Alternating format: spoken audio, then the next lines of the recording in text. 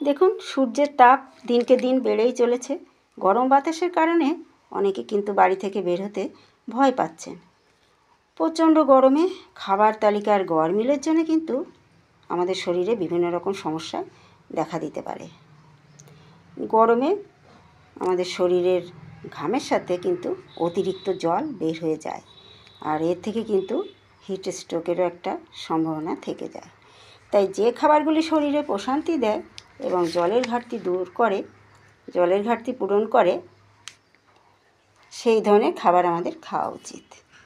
এই খাবারগুলির মধ্যে অন্যতম একটি হলো শশা, কারণ শশাতে রয়েছে 95% জল, যা শরীরে জলের ঘাটতি পূরণ করে।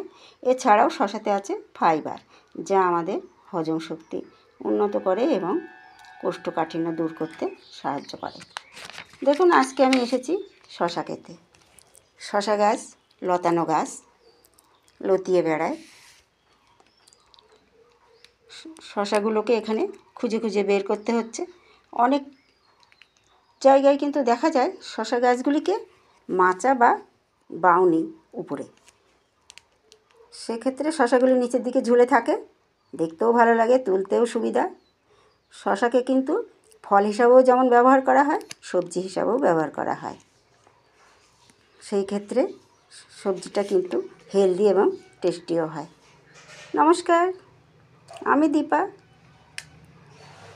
এই ছিল আমার আজকের ভিডিও। ভালো লাগলে সাবস্ক্রাইব করুন, লাইক শেয়ার কমেন্ট করতে ভুলবেন না প্লিজ।